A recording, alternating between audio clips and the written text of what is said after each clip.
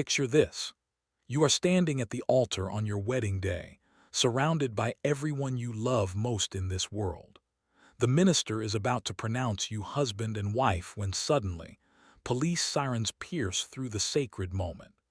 Blue and red lights flash across your white dress as officers march up your driveway with handcuffs ready.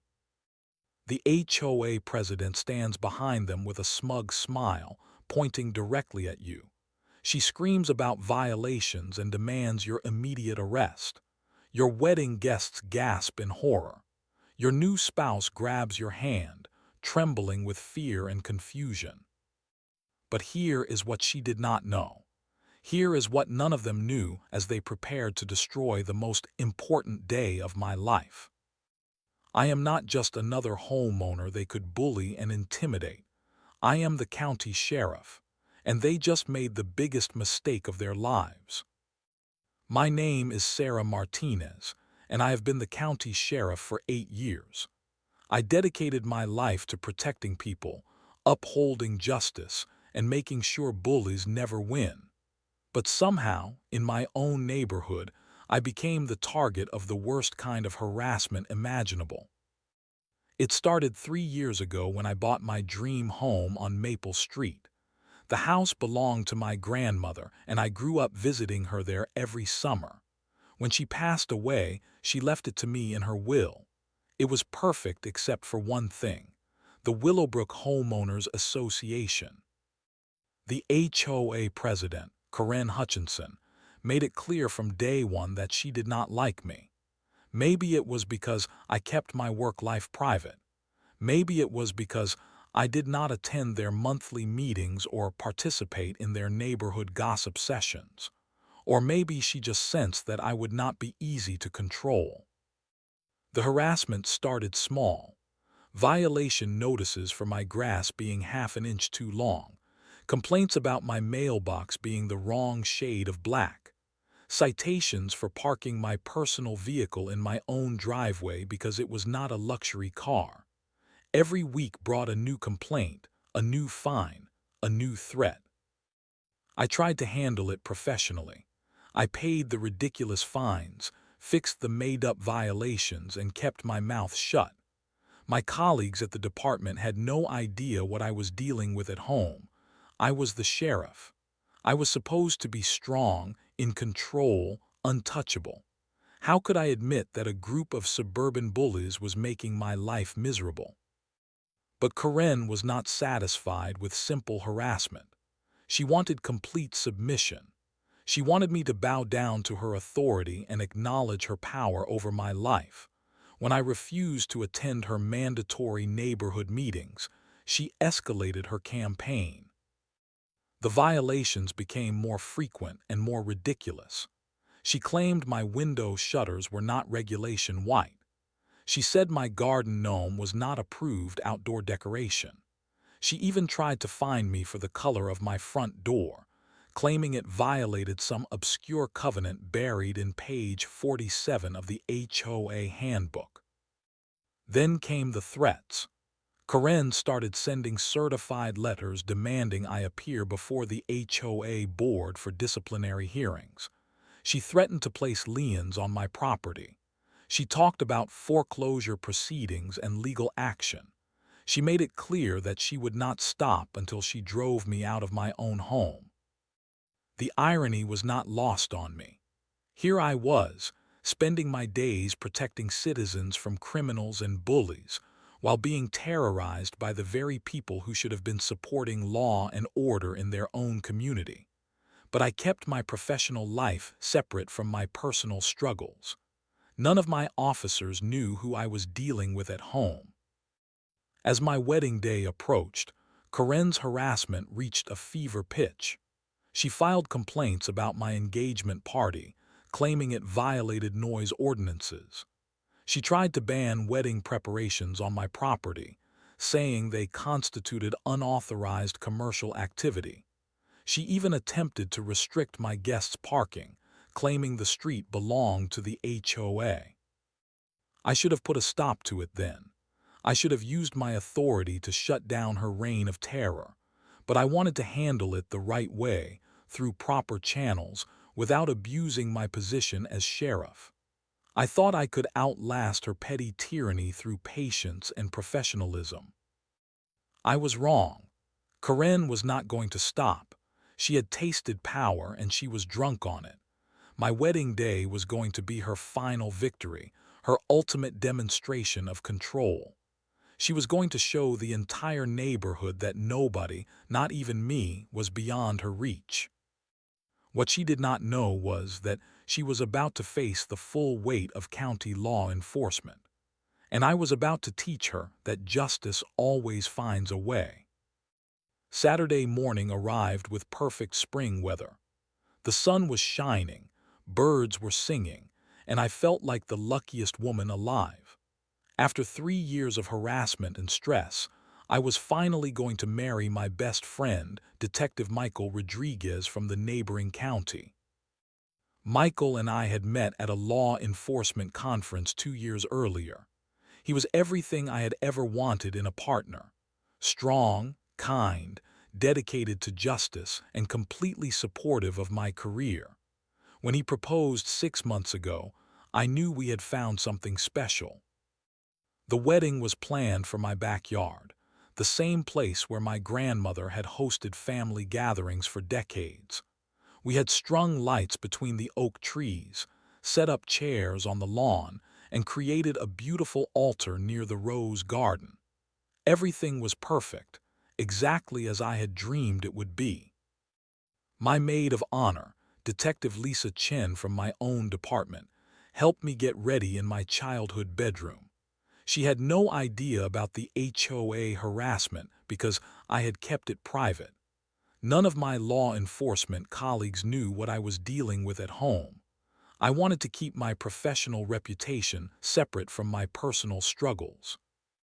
As guests began arriving, I felt a mix of joy and nervousness. Many of my officers were there, along with their families. Sheriff's deputies, detectives, and even the district attorney had come to celebrate with us. Looking back, I realize how perfectly ironic it was that the people who would later witness Karen's downfall were already gathered in my backyard. Michael looked incredible in his dress uniform. When he saw me in my wedding dress, his eyes filled with tears. After everything we had been through, all the long hours and dangerous calls, we were finally going to be husband and wife. Nothing could ruin this moment. But as the ceremony began, I noticed Karen and 3 other HOA board members gathering at my property line. They were carrying clipboards, cameras, and measuring tape. My heart sank as I realized they were not done with their harassment campaign. I tried to ignore them and focus on the ceremony. The minister began the traditional words about love and commitment while my friends and family looked on with joy. But Karen was not content to stay on the sidelines. She started taking photographs of my guests, measuring the distance between chairs, and writing notes on her clipboard. The disruption was subtle at first, just enough to create tension without causing a scene. But as the ceremony progressed, Karen became more aggressive. She started walking along my property line, pointing at various violations and speaking loudly enough for everyone to hear. "This is clearly a commercial event," she announced to her fellow board members. "There are too many vehicles parked on the street. The noise level exceeds community standards, and I am certain they do not have the proper permits for this gathering." My wedding guests started turning around to see what was happening. The joy and celebration began to fade as confusion and concern took over. Michael squeezed my hand and whispered, "Who is that woman? What does she want?" I wanted to tell him everything. I wanted to explain about the 3 years of harassment, the ridiculous violations, and the constant threats. But this was our wedding day. I did not want to ruin it with stories about HOA drama and neighborhood bullies. The minister continued with the ceremony, but everyone could feel the tension building. Karen was no longer content to observe from the property line. She was now actively disrupting the most important moment of my life, and she was enjoying every second of it. As we reached the part where we were supposed to exchange rings, Karen made her move. She marched up to the edge of my property and shouted, "This event is in violation of multiple HOA covenants. It must stop immediately." The entire wedding party turned to stare at her. My guests looked shocked and confused. Some of my law enforcement colleagues started to stand up, their protective instincts kicking in. But I held up my hand, trying to maintain control of the situation. "Please," I said as calmly as I could. "This is a private wedding on private property. We are not bothering anyone and we have every right to be here." Corinne smiled that cold, calculating smile I had come to know so well. "We will see about that," she said. "We will see about that." That was when I knew she was about to cross a line that could never be uncrossed. The question was, how far was she willing to go to prove her power over me? Corinne was not finished. As the minister tried to continue the ceremony, she became more aggressive and disruptive. She started walking onto my property, claiming she had the right to inspect for violations. She pointed at the wedding arch, the string lights, and the guest seating, declaring each one an unauthorized modification to the property. "This is a commercial event masquerading as a private wedding," she announced loudly. "The HOA has clear regulations about gatherings of this size. These people are in violation of multiple covenants, and they must disperse immediately." My wedding guests were now completely focused on the confrontation instead of the ceremony. Children were crying, elderly relatives looked confused and frightened, and my law enforcement colleagues were getting increasingly agitated. I could see several of my officers starting to reach for their phones, ready to call for backup. But I was not ready to reveal my identity yet. I still hoped to handle this diplomatically, to salvage what was left of my wedding day without creating a scene that would overshadow the celebration. I was wrong to think Corinne would show any mercy or common decency. "Ma'am," I said, trying to keep my voice steady and professional, "this is my wedding day. I am asking you politely to please leave my property and allow us to continue our ceremony. We can discuss any concerns you have tomorrow." Corinne laughed, actually laughed at my request. "You do not get to make demands here," she said. "I am the HOA president, and I have the authority to enforce our community standards. This gathering is clearly in violation of noise ordinances, parking regulations, and property use restrictions." Michael stepped forward, his protective instincts taking over. "Look, I do not know who you are, but you need to leave right now. This is harassment and you are disrupting a private wedding." Corinne turned her attention to Michael with obvious delight. She had found a new target and she was going to make the most of it. "And who are you supposed to be? Another one of these lawbreakers? I suppose you think you can intimidate me with your tough guy act." The tension in the air was electric. My wedding guests were now openly staring at the confrontation. Some of my law enforcement colleagues were starting to move closer, their professional instincts kicking in. The joy and celebration of the morning had been completely destroyed by one woman's need to demonstrate her power. But Corinne was not satisfied with just disrupting the ceremony. She wanted complete victory.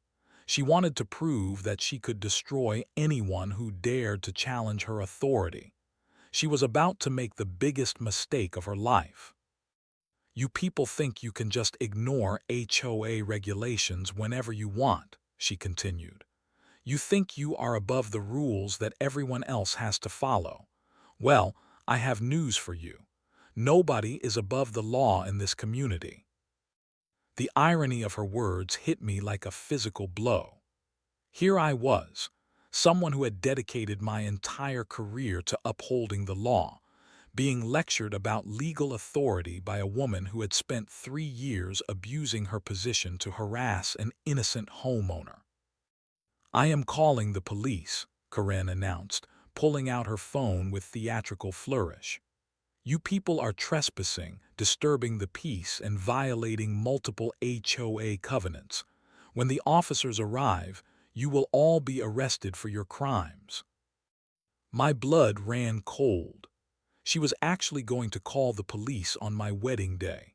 She was going to have officers come to my home, where I was surrounded by my family, friends, and colleagues, and try to have me arrested for celebrating my marriage.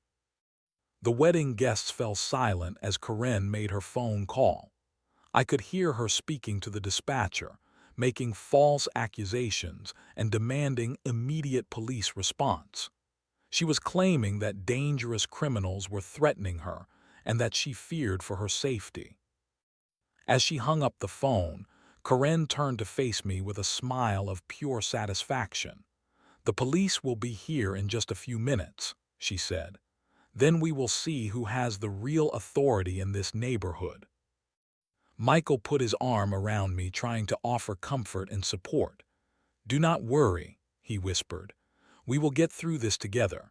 The police will see that she is the one causing problems, not us." But I knew something that nobody else knew. I knew exactly which officers would respond to the call. I knew they would arrive expecting to find criminals and troublemakers. And I knew that when they saw me in my wedding dress, everything was about to change in ways that Karen could never have imagined. The next few minutes would determine whether justice would finally be served, or whether Karen would succeed in destroying the most important day of my life.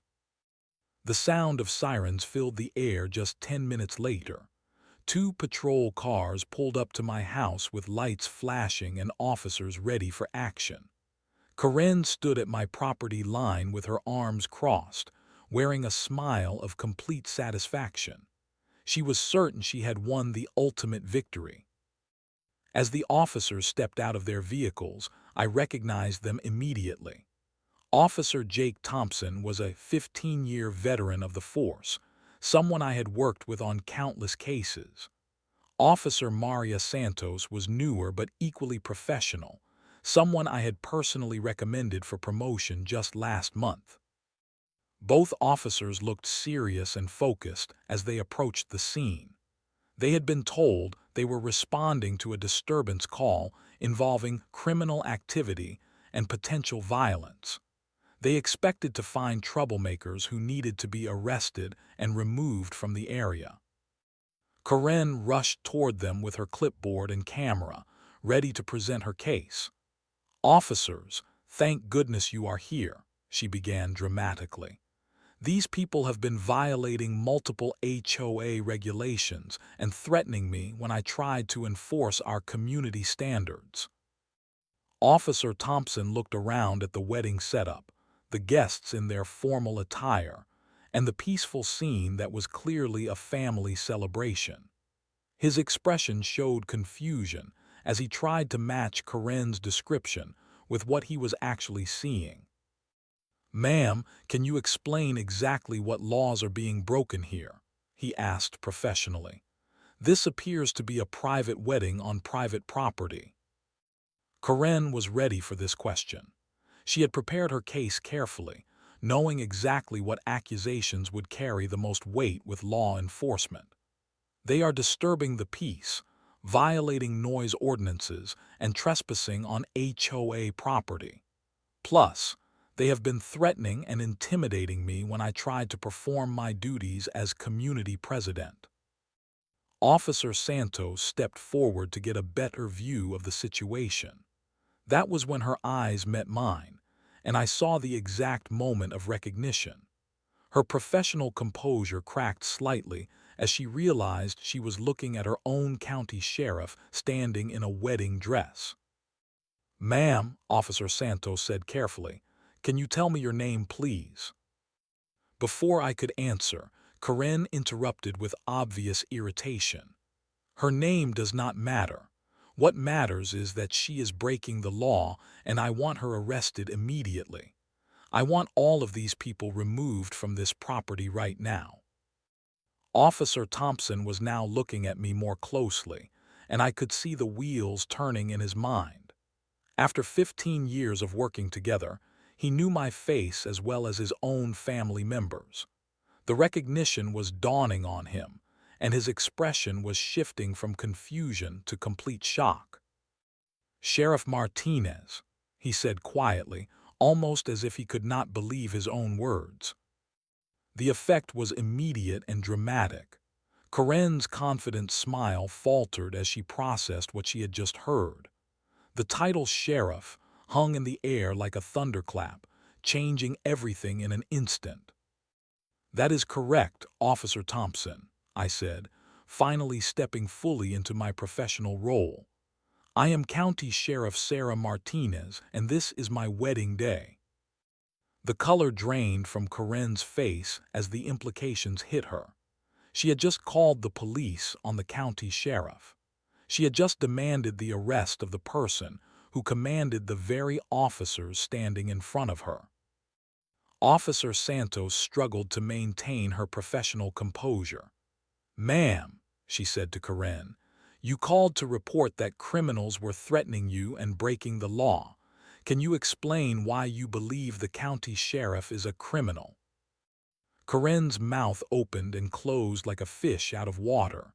She looked around desperately, trying to find some way to salvage her position. I did not know," she never said. "This changes nothing. She still has to follow HOA rules like everyone else." But her confidence was completely shattered. The authority she had wielded so ruthlessly for 3 years was evaporating before her eyes. She was face to face with real law enforcement authority, and she finally understood how powerless she actually was. Officer Thompson cleared his throat and spoke with careful professionalism. "Sheriff Martinez, we received a call about disturbances and potential criminal activity. Obviously, there seems to be some kind of misunderstanding here." I nodded, feeling the weight of my badge even though I was wearing a wedding dress instead of a uniform. "Officers, I appreciate your quick response. However, I think we need to have a more detailed conversation about the pattern of harassment that led to this situation." Corinne realized she was in serious trouble. Her harassment campaign had just backfired in the most spectacular way possible. She had not just messed with a regular homeowner. She had been terrorizing a county sheriff for 3 years, and now all of her actions were about to be viewed through the lens of interfering with a law enforcement officer. The power dynamic had shifted completely. Corinne was no longer the authority figure dispensing justice. She was now the subject of a potential criminal investigation, and she was facing the very person she had been trying to destroy. "Officers," I said calmly, "I think we need to discuss some serious allegations of harassment, intimidation, and abuse of authority. And I think we need to do it right now." The transformation in the atmosphere was immediate and complete. Corinne, who had been so confident and aggressive just moments before, now looked like a deer caught in headlights. The other HOA board members who had been supporting her began backing away, suddenly realizing they wanted no part of whatever was about to happen. "Sheriff Martinez," Officer Thompson said formally, "would you like to file a report regarding this incident?" I looked around at my wedding guests, many of whom were my own officers and colleagues. They were seeing their boss in a wedding dress, dealing with harassment that I had kept private for 3 years. The personal and professional aspects of my life were colliding in a way I had never intended. "Actually, Officer Thompson, this incident is just the latest in a 3-year pattern of harassment and intimidation," I said. "I have been documenting everything, and I think it is time to address this situation properly." Corinne found her voice again, though it was shaky and desperate. This is ridiculous. I was just doing my job as HOA president. I was enforcing our community standards. That is not harassment. Officer Santos pulled out her notebook and began taking notes. Ma'am, can you explain why you felt it was necessary to disrupt a wedding ceremony? And why you called 911 to report criminal activity when you were looking at a peaceful family gathering? The questions were professional and appropriate, but Corinne was falling apart under the scrutiny. She was used to being the one asking the questions, making the demands, and wielding authority over others. Now she was being questioned by real law enforcement officers who knew exactly what harassment looked like. I did not know she was the sheriff, Corinne stammered. She never told anyone. She kept it secret. How was I supposed to know? Ma'am, I said, stepping forward with the calm authority I had developed over 8 years of law enforcement. My profession does not give me any special privileges when it comes to property ownership. But it also does not give you the right to harass me because you did not know who I was. I turned to Officer Santos and continued. Over the past 3 years, I have received over 200 violation notices from the HOA. I have been fined for grass length, mailbox color, vehicle type, garden decorations, and dozens of other ridiculous infractions. I have been threatened with liens, foreclosure, and legal action, and it all escalated to the point where she felt comfortable disrupting my wedding and calling police to have me arrested. Officer Thompson looked at Corinne with growing concern. Ma'am, did you really issue over 200 violations to one homeowner? And did you call 911 today specifically to have Sheriff Martinez arrested? Corinne's face was now bright red with embarrassment and fear. I was just doing my job. The HOA has rules and everyone has to follow them. It does not matter who she is. Actually, I said, reaching into my purse, it does matter, because harassment of a law enforcement officer is a felony, and abuse of authority is a serious crime regardless of who the victim is. I pulled out a thick folder that I had been carrying in my car for months. Officers, I have documented every single violation notice, every threatening letter, and every instance of harassment. I have photographs, recordings, and witness statements. I have been building a case for quite some time. Corinne's eyes went wide as she saw the folder. You have been investigating me. Ma'am, I said with a slight smile, I am a law enforcement officer. When someone commits crimes against me repeatedly, I investigate. That is what I do. Officer Santos looked through some of the documentation I handed her. Sheriff Martinez, this is extensive. How long have you been dealing with this? 3 years, I said, and it has escalated to the point where she felt comfortable calling police to have me arrested on my wedding day. That shows a complete disregard for the law and an abuse of whatever authority she thinks she has. Corinne was now clearly panicking. This is not fair. I did not know. If I had known she was the sheriff, I would never have. Would never have what? I asked. Would never have harassed an innocent homeowner. Would never have abused your position of authority. Would never have made up ridiculous violations to torment someone who just wanted to live peacefully in their own home. The other HOA board members were now openly distancing themselves from Corinne. They were backing away, whispering among themselves, and looking like they wanted to disappear entirely. They were finally realizing that their reign of terror was over. Officers, I said, I would like to file formal charges for harassment, intimidation, abuse of authority, and filing false police reports. I believe we have enough evidence to support multiple felony charges. Corinne's legs gave out, and she sat down hard on the curb. The woman who had terrorized an entire neighborhood for years was finally facing real consequences for her actions. Officer Thompson looked at me with a mixture of respect and sympathy. "Sheriff Martinez, we will need to take detailed statements and collect all of your evidence, but I think we have enough here to move forward with charges." As my wedding guests watched in fascination, justice was finally being served. The bully who had made my life miserable for 3 years was about to learn that actions have consequences, and that real authority comes with real responsibility.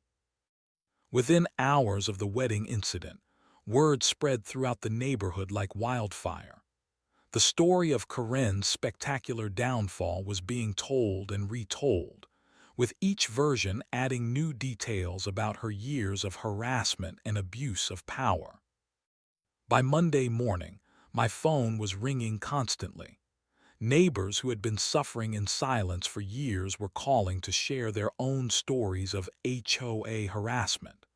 The floodgates had opened, and everyone wanted to tell their story about Corinne's reign of terror.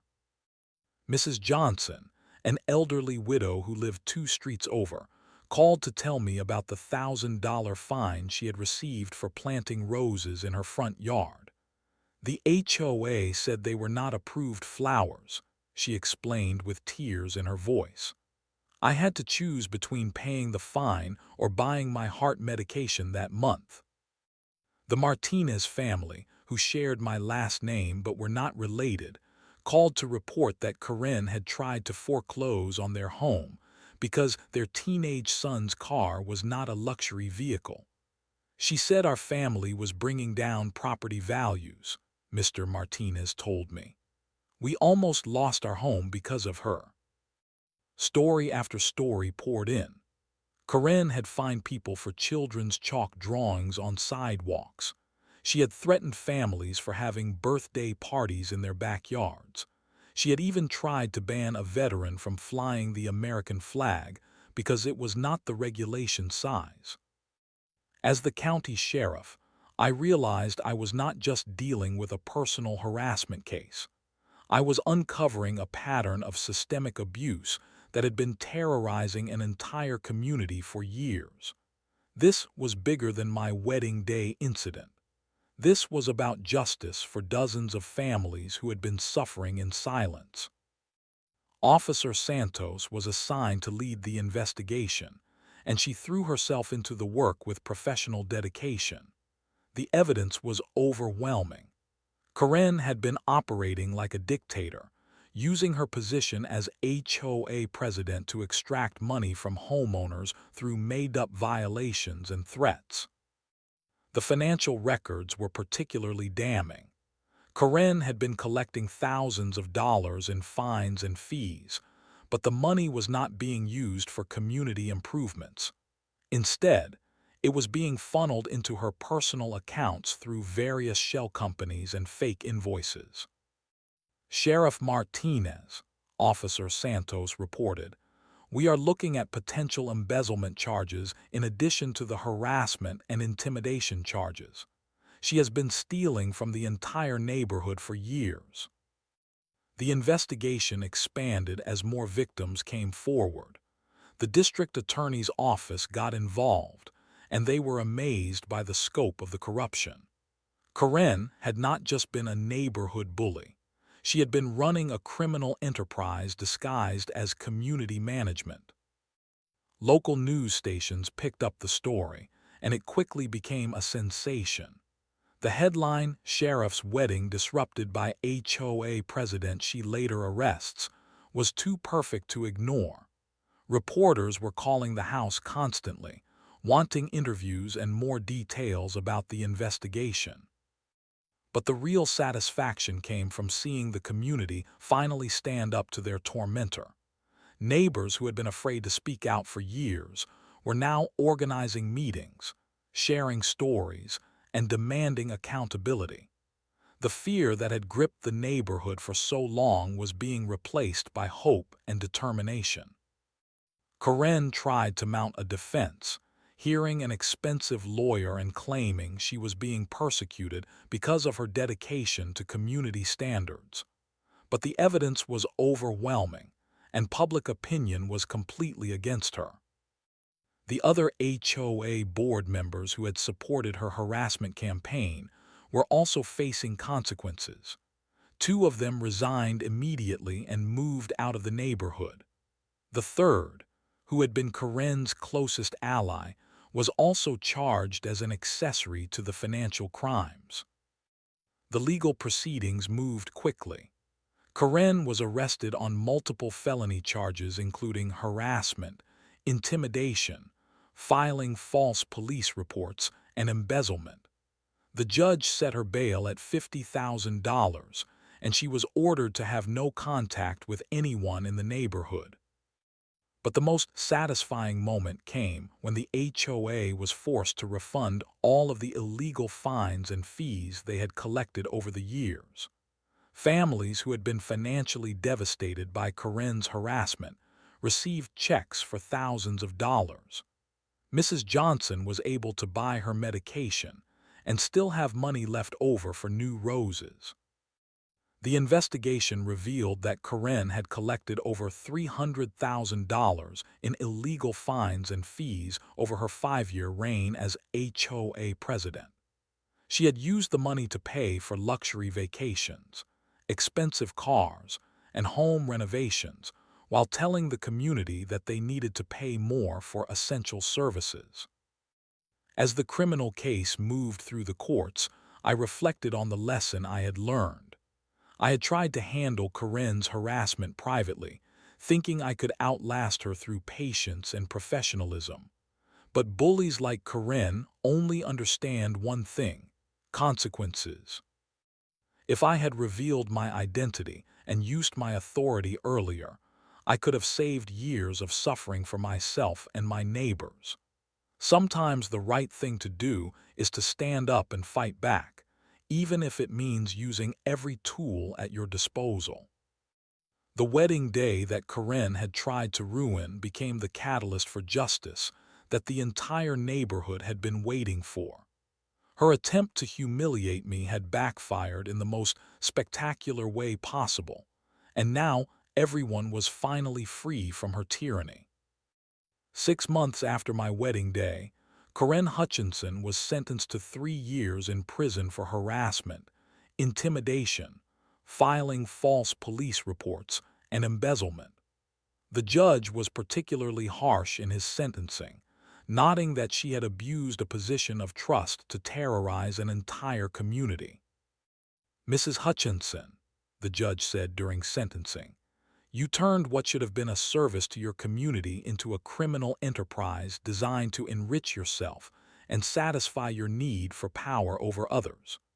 Your actions caused financial and emotional harm to dozens of families, and you showed no remorse even when confronted with overwhelming evidence of your crimes." Karen's lawyer tried to argue for probation, claiming she was a first-time offender who had made mistakes in judgment.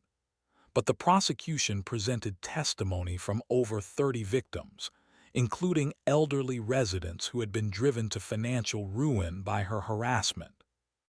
Michael and I were finally able to take our honeymoon after the trial concluded. We spent 2 weeks in Hawaii, far away from HOA drama and neighborhood politics. It was the peaceful celebration we had been denied on our wedding day. When we returned, the neighborhood was transformed. The HOA had been completely restructured with new leadership and transparent financial management. The ridiculous rules that Karen had created to harass residents were eliminated. The community was finally focused on what it should have been all along: helping neighbors and maintaining property values through cooperation rather than intimidation. Mrs. Johnson used her refund money to plant the most beautiful rose garden in the neighborhood. The Martinez family was able to catch up on their mortgage payments and avoid foreclosure.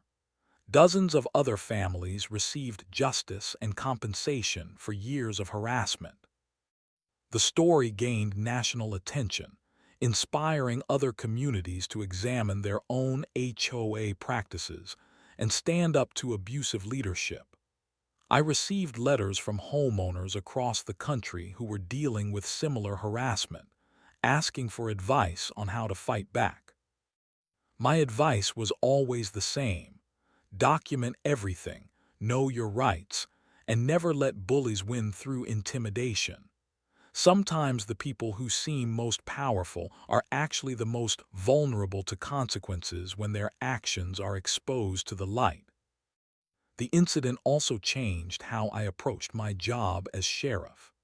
I realized that law enforcement officers are not immune to harassment and abuse, and that we have a responsibility to use our authority to protect others who might not have the resources to fight back. I started a community outreach program specifically focused on HOA disputes and neighbor harassment. We created a hotline for residents to report abuse and provided free legal resources for people who could not afford to fight back against corrupt leadership.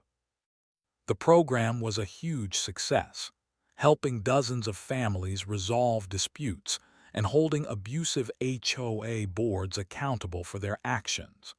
We even created a training program for HOA board members, teaching them about proper procedures and legal limitations on their authority. Looking back on that chaotic wedding day, I realize it was exactly what needed to happen. Corinne's final act of harassment became the catalyst for justice that the entire community had been waiting for. Her attempt to humiliate me in front of my family and colleagues backfired in the most spectacular way possible. My wedding day was supposed to be about love, commitment, and new beginnings. In the end, it became all of those things, plus a powerful reminder that justice will always triumph over tyranny when good people refuse to be intimidated. Corinne thought she was destroying my special day, but instead she gave me the greatest wedding gift of all: the opportunity to protect my community and ensure that no other family would have to endure the harassment and abuse that I had experienced. Sometimes the best revenge is not revenge at all. Sometimes it is simply justice, served cold but thoroughly, with consequences that last long after the initial satisfaction fades. The neighborhood is peaceful now, and every time I see Mrs. Johnson tending her roses, I am reminded that standing up to bullies is not just about personal satisfaction. It is about protecting the vulnerable and ensuring that everyone has the right to live peacefully in their own home.